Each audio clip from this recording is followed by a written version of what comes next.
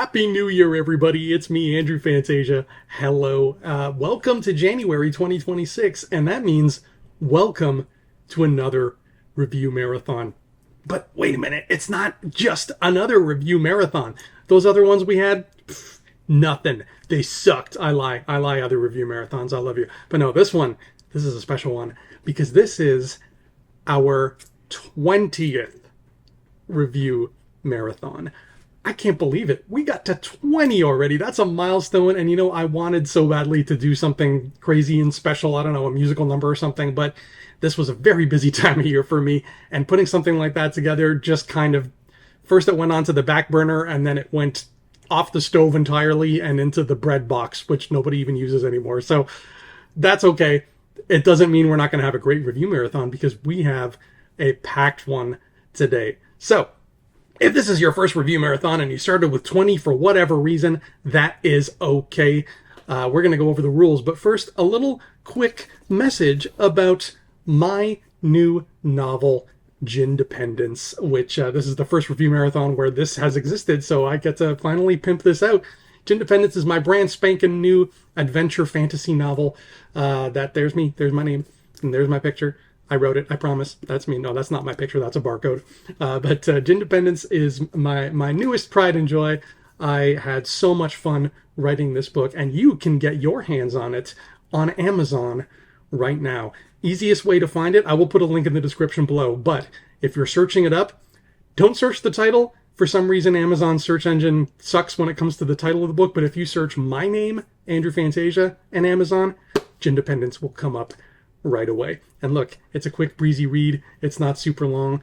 This is a special one. So, Gin-Dependence, check it out right now. There's also a paperback, ebook, and Kindle. You got all your bases covered. So, review marathon, the rules state that I have to watch as many movies as I can that I have never seen before, but they have to be at least a year old when I watch them. When that's all done, I come back every 3 months, put them all together in one video, and I squeeze them up, and I try to talk about them as fast as possible, which is a horrible way to talk about movies because every movie has so much going on that you could spend days and days writing multiple essays about it, beautiful mind style, all over your walls and furniture. But just for fun, we do it in a quick and breezy way. So on today's review marathon, how many films did I get to see?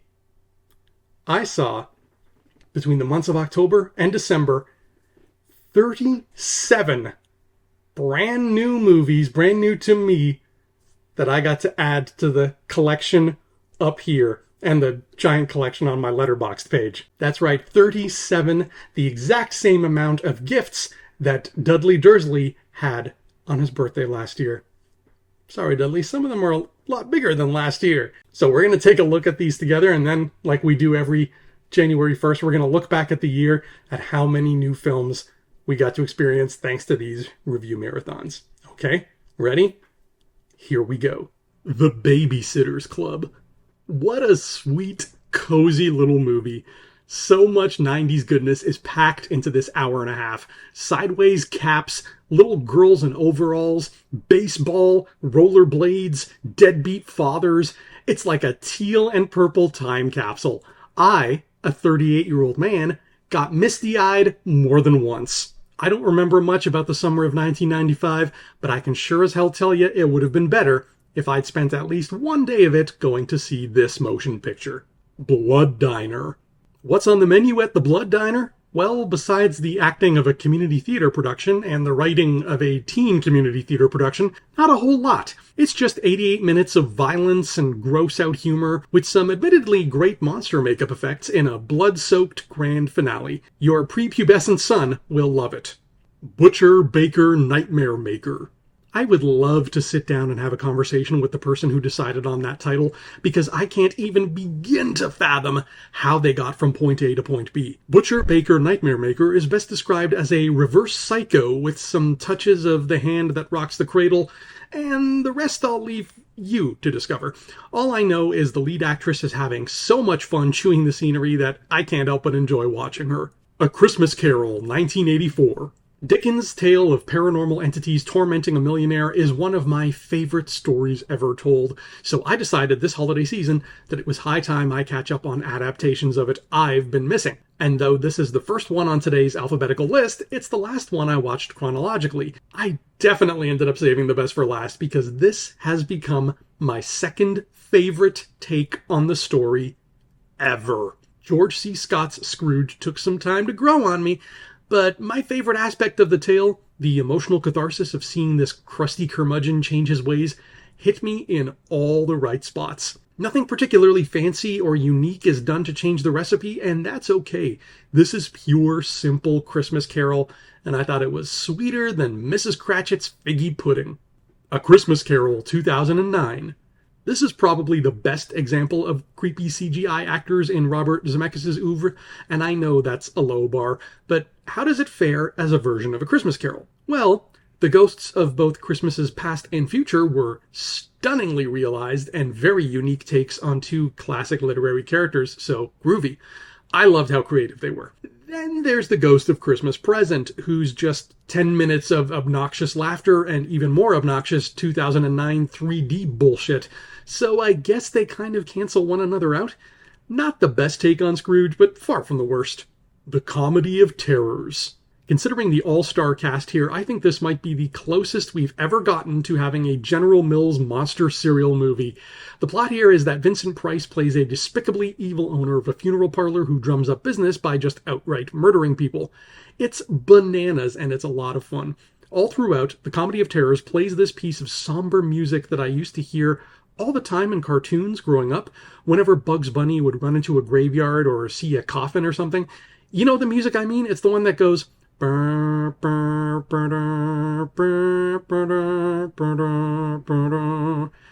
I always wondered where that came from. So I researched it, and it turns out it's called The Funeral March by Frédéric Chopin. It is a real piece of classical music and not just an invention of Looney Tunes. Is this the most educational movie review show, or what? Duel. To prepare for next year's enigmatic new Spielberg movie, I've decided to go through all the parts of his filmography I haven't touched yet, starting chronologically with his literal wild ride, Duel. If you love the idea of seeing a tanker truck tormenting a Plymouth across the California Badlands, then congratulations, because this whole movie is that. And every second works. Duel is 90 minutes of non-stop thrills and terror, the way only the master can do it. This is, without a doubt, the scariest movie Spielberg has ever made. I've got essays worth of things to say about it, but long story short, I love it to pieces. The Fabelmans. There's a bit of a mental speed bump that comes with firing up The Fabelmans, because our first instinct is to read it as director Steven Spielberg's life story. But as the man himself has explained, it might be an autobiographical movie, but it's not an autobiography. Once you're able to mentally navigate those confusing waters, you're in for a lovely, emotional ride chock full of Spielberg goodness, with one of the best final shots of any film I've seen in years. It's a movie about the power of movies, about what is reality versus what the camera sees. I'd call it required viewing for anyone even remotely interested in filmmaking. Finding Dawn. A small but poignant Canadian documentary about the terrifying number of Indigenous women who go missing along the barren stretch of BC Road known as the Highway of Tears. The women in this documentary share some heartbreaking truths that may not be easy to hear, but they are necessary to hear. I think you can find this free online, so if you've got 85 minutes to spare, educate yourself. Stories like these need to be told. Freaky Friday, 2003. Jamie Lee Curtis is a treasure, and seeing her act like a surly teenage girl is worth the price of admission alone. I dig this. It's a feel-good romp that came out back when I was neck-deep in high school, so the fact that it reeks of the culture of the time gives me some warm, fuzzy, nostalgic feels. Fun Size. When I first saw that A, Nickelodeon made this, and B, one of the main characters is an 8-year-old, I assumed this was going to be a baby film for babies. Then it opened with two of the hottest women I've ever seen lamenting that they weren't cool enough to get invited to the big Halloween party, and I was like, yeah, okay. But then things took a sharp U-turn, and before long, I was clutching my ribs with laughter, and holy crap, guys, I love Fun Size. How the hell This teen Halloween comedy flew under my radar. I'll never know. It's not the next Fast Times or anything, but hot damn, there's so much to love here. Gentlemen Broncos. Jared Hess's particular flavor of beige surreal humor is a taste I haven't 100% acquired, but seeing hack authors and hack filmmakers cobble together laughably bad science fiction tales for the page and big screen is something I have a lot of experience with, so there were chunks of this movie that I found as savory as a bite of fresh pork souvlaki. Its absurdism is its biggest flaw and simultaneously its greatest strength, so while you may just be grossed out by one scene of a snake having diarrhea, give it 20 minutes and you'll be howling at an apathetic cyclops operating a laser turret. Halloween Town. I love Halloween. I love the 90s. So of course I'm going to like Halloween Town. Why would you even think otherwise? Are you some kind of crazy person? Did they use the concept to its fullest extent? No, it actually kind of looks like they just filmed this at a Spirit Halloween yard sale, but there's a warlock and a giant jack-o'-lantern in this motion picture, so I'm comfy. Halloween Town 2, Calabar's Revenge. The fact that a Disney Channel movie sequel is classy enough to use a Roman numeral in its title throws me for such a loop that I don't know what's real anymore. In this motion picture, an evil warlock casts a spell on Halloween Town that sucks out all of the color, making everything boring and gray. So essentially, yes, the villain's plan is to do what modern interior decorating has done, eliminating warmth and identity in favor of a live, laugh, love aesthetic that looks like it was directed by Zack Snyder. But Calabar himself isn't even in this one, so I don't know how the hell he expects to get any actual revenge done. Hellbender. Made on a ridiculously low budget by a family of 4, Hellbender has no right being as good as it is. Simple, minimalist folk horror is on full display here, with surprisingly incredible special effects, emotional performances, which were often improvised, and a great new original monster. Hellbenders are described by the filmmakers as a cross between a witch, a demon, and an apex predator, which is the coolest thing I've ever heard in my life. If you want to support indie films and have a good time, get your ass to Shudder and watch Hellbender. How to Marry a Millionaire. Since this came out when it did, I was worried that the movie would end up with the overall message of being a gold digger is good, but I'm pleased to say How to Marry a Millionaire pokes fun at its 3 vapid heroines and provides a happy ending that skews expectations in some of the most delightful and unpredictable ways possible. Monroe, Grable, and Bacall each show off some terrific comedy chops. I would kill to see a version of 9 to 5 with these women. Kenny and Company. Before the director of Phantasm made Phantasm, he was making this odd little gem about an everyday American kid and the shenanigans he gets into on the days leading up to Halloween. There's an ultra-slow, dare I say lackadaisical pace to this whole thing. It feels like somebody put It's the Great Pumpkin Charlie Brown and A Christmas Story into a blender. I've never seen a live-action movie that felt so much like a Peanuts cartoon, but I kind of like it. The whole movie just runs on its own vibe, and if you dig that vibe, you're all set. Klaus. The origin story of Santa Claus is given a fresh coat of paint, and just look. Just look at how beautiful this is. Traditional hand-drawn animation was the perfect way to make a movie that's about traditional handmade toys. I cannot believe I'm going to say this about a film that was produced by, and then, of course, buried by, Netflix. But Klaus is the single greatest Christmas movie of the 21st century. This is a 10 out of 10, 5-star, gargantuan work of art. Show the kids, show the adults, bring a hanky. Why are you still listening to me? Life Force. Like the collection of skeletal organs you see frequently in this film, Life Force is a mixed bag. It's about space vampires terrorizing the Earth, and that's about it. The beginning and the end are actually great, but the middle sags like Richard Nixon's jowls. There's an astronaut character who spends the whole film being utterly entranced by the sexy female vampire, and he keeps saying things like, "Oh, I can feel her thoughts. She's in the next room. I can feel it. I can feel it. Oh." And it's just the worst kind of dorky. But let's not be too negative here. The 80s special effects are wonderful. They remind me of Ghostbusters, except Life Force had a bit more full frontal nudity than Ghostbusters did. Nightmare Alley. Wasn't sure what to expect with this one, but it's just Pure old-fashioned noir shot through a modern lens. Bradley Coopers his way through 2.5 hours of carnival-flavored despicableness until karma catches up with him. Nothing about this plot is going to surprise you, but the whole thing looks beautiful, is very well acted, and just oozes period charm. Guillermo del Toro's Pinocchio. Featuring what might be the best stop motion I've ever seen, Del Toro's faithfully dark take on Pinocchio is exactly what you would hope. Except when it's a musical. I don't think I can remember the last time I saw a musical with so many terrible songs. And I hate to say that because otherwise this Pinocchio movie is a treasure. It's atmospheric and eerie and everything a good dark fairy tale ought to be. All of the supernatural stuff lives in that wonderful valley of beautiful monstrousness that has become the director's trademark. The beginning and the end emotionally walloped me. And as if all that weren't enough, Benito Mussolini is a character in this movie. In a perfect world, this should have gotten a wide theatrical release and been the #1 animated film of the year. The Pit and the Pendulum.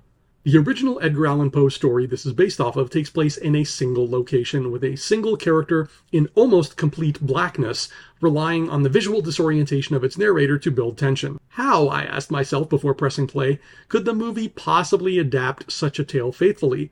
The answer is, they couldn't. Instead, we get a sort of Poe's greatest hits album with bits of Pendulum and House of Usher and Cask of Amontillado fused together like a spooky ice cream swirl. And a delicious one, I might add, because I like this a lot.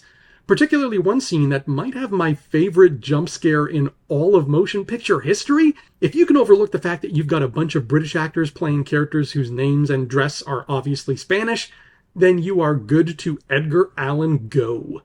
Prince of Darkness. If my time on this earth has taught me anything, it's that John Carpenter absolutely cooks anytime he uses the following formula for a plot. What if you were trapped in a blank with a scary blank? Prince of Darkness had a very minimal plot, but boy did I ever have a good time with it. The first 30 minutes feel like a Michael Crichton novel mixed with The Exorcist, which is a chocolate peanut butter combo I never knew I needed until now. There's a vat of evil green goo and a bitchin' Carpenter synth score and the grandpa from Three Ninjas. I am giving this all kinds of yes. Renfield. Renfield takes a single, somewhat funny joke and runs with it. Sometimes it works, sometimes it doesn't. But I got a lot of chuckles out of what I saw. Holt and Cage play both their parts with a kind of macabre delight that makes me shocked that this film hasn't been embraced by the Hot Topic crowd. Like the ghostly blue flames in Bram Stoker's original novel, the Renfield movie was an unexpected treat that never ended up amounting to anything. The Ritual. If you're lost in a Scandinavian woodland and you find strange runes carved into tree trunks, you should probably be worried. The four gents in this film were not, and boy do they pay for their hubris. There's an emotional story trying to be told here, and while it's not quite worthy of sharing shelf space with an A24 film, you're still getting delicious horror atmosphere and a really cool spooky monster. Wait, it was filmed on location in the Carpathian Mountains? Okay, so this is my new favorite movie. The Santa Claus 2. I could have sworn that there was a subtitle, The Mrs. Claus, in the marketing, but what do I know? Actually, I'll tell you what I know, and it's that The Santa Claus 2 is okay. I particularly like the animatronic and prosthetics work here. It is 10 times cooler than anything modern CGI is doing. But this film revolves around Scott Calvin needing to find himself a wife before Christmas Eve, and therein lies the rub.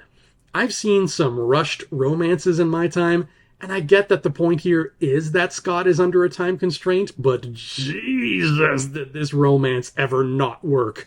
I don't think I've ever believed that two people could fall in love less. The Santa Claus 3, The Escape Clause. The North Pole must be located on my nose because Jack Frost is in this movie and he spends the entire runtime nipping at it. This is just more good, clean, Santa Claus-y fun, except now Anne Margaret is here, so when she's on screen, I'm not looking at or thinking of anyone else. The whole It's a Wonderful Life conceit was a great idea, but they take a really long time getting there, and the end result is kind of underwhelming. Plus, there's no Bernard, which is a drag, but you still get to hear Tim Allen say, ho, ho, ho, so everything's still a hoot. Santa Claus, the movie. Is the plot a little thin? Sure, but my God, look at how gorgeous this is.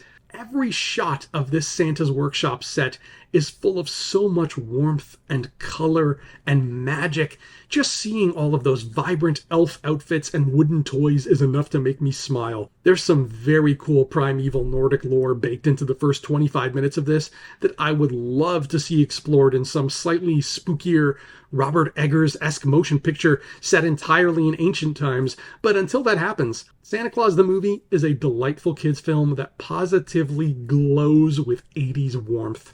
And it is one of the most visually beautiful motion pictures I've seen in ages. Scrooge, 1970. This version of the Scrooge story is wild. The whole thing is a giant musical, with Albert Finney as Scrooge and Alec Guinness as maybe the most terrifying version of Jacob Marley I've ever seen. Some of the songs don't exactly hit, but a couple of them are pure bangers, so it evens out. This telling includes a wild scene where Scrooge encounters Marley a second time, and you need to see it to believe it. That scene in particular is one I'm really looking forward to seeing Eggers have his way with. Some of the emotional beats that should hit feel a little neutered, and the stuff with Scrooge's sister gets glossed over, so this whole thing becomes, like Father Christmas's sack of goodies itself, a mixed bag. The Seventh Sign. Is this the best apocalypse movie I've ever seen? I think it might be. I'd make some kind of what a revelation joke here, but I like to think I'm above that. The Seventh Sign is just a solid meat and potatoes story about the coming of the biblical apocalypse, and it tells that story in one of the most sensible, non-Hollywood ways imaginable. There's no Satan slithering around twirling his mustache. It's actually a lot more nuanced than that. And the film digs deep into ancient folklore, giving us bits of mysticism that are simultaneously spooky and beautiful. And if that still wasn't enough to sell you on The Seventh Sign, then yes, Demi Moore also has a nude scene in a bathtub. There, happy now? Slave Girls from Beyond Infinity. After a title like that, what can I say except it's schlocktastic. It's exploitative, sure, but not as exploitative as I thought. These two main protagonists were so much fun to watch. They were hyper-intelligent and proactive, and sure, they might not be winning any Academy Awards anytime soon, but they could be funny at times. I would totally dig a franchise of these two ladies bopping around the galaxy on random pulpy adventures. Sleepaway Camp 2, Unhappy Campers. If you haven't seen Sleepaway Camp 1, I'm about to spoil the hell out of it for the next few minutes, so you've been warned. Having said that, Angela's back, baby! I hope your willing suspension of disbelief has been eating his green veggies, because the young campers occupying this sleepaway camp look to be anywhere between 12 and 37 years old. But if we learned anything from the first film, it's that Angela doesn't discriminate. No matter what age you are, chances are she's got a carving knife with your back's name on it. Was way more enjoyable than any movie called Sleepaway Camp 2 Unhappy Campers has any right to be. Sleepaway Camp 3 Teenage Wasteland. It's more camping, more murders, and more Angela. Need I say more? Well, I actually did say more, like 4 times already, but you know what I mean. This time, it's autumn instead of summer, though, so that's neat. Actress Pamela Springsteen carries both of these sequels on her very talented back.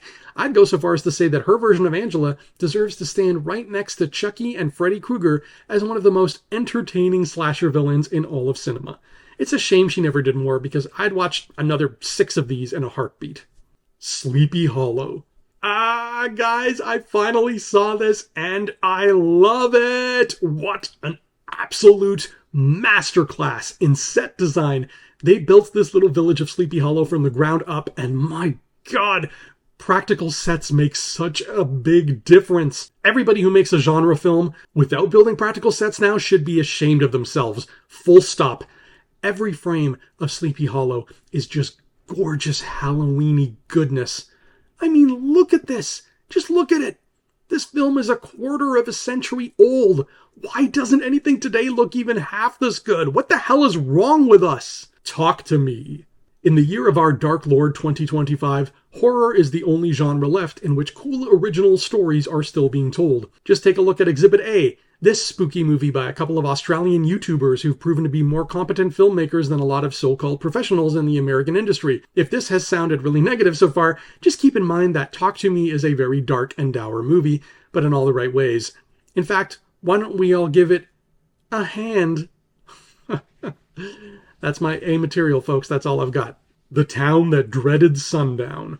A thriller based on a true story about a serial killer who was never caught or even identified, who lurked the outskirts of Texarkana, Texas in 1946. I really liked the movie, but I was stopped short of loving it by a couple of key things. First of all, they tried to inject a lot of wacky humor into this, which just seems wildly inappropriate. Second, since they were already taking liberties with some of the facts, it would have been nice if they'd padded this out more to make us care about / get to know the sheriffs leading the investigation. It's just a very trim, fat-free, bare-bones retelling of the Texarkana Moonlight murders. Sometimes that's to its benefit, and sometimes it ain't, partner. VHS 85. The majority of the VHS films can be downright obnoxious at times, and 85 is no exception. The Mexican earthquake story is genuinely very frightening, and the tale of the teenagers who get attacked at the lake was cool enough that the concept they introduced deserves its own movie, preferably one without the whole found footage shtick, thanks.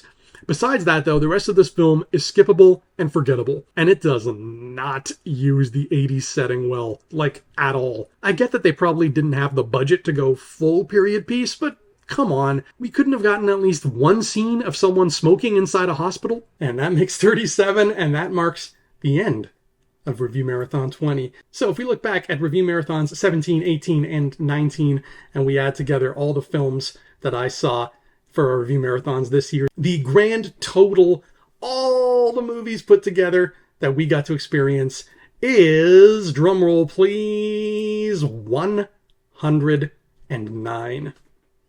You know what? It's definitely smaller than the other ones, and that makes sense. This year was not a year when I could sit down and watch a lot of things. Just wasn't in the cards or the darts or whatever your game of choice is, but that's okay, because 109, that's still a beautiful chunk of change, man. My list. Let me show you this list. Where the hell's my list? Now my list isn't going to come up because it's going to make me look like a dummy. Here it is. It's coming. It's coming. My list of films that I want to see when I say I'll add it to the list or it's on my list. This is it. I actually have a list. And it is staggeringly big. Can I make that any clearer? Oh boy. Phones do not like to be photographed. But it has 731 films on it right now. And there's always more piling on.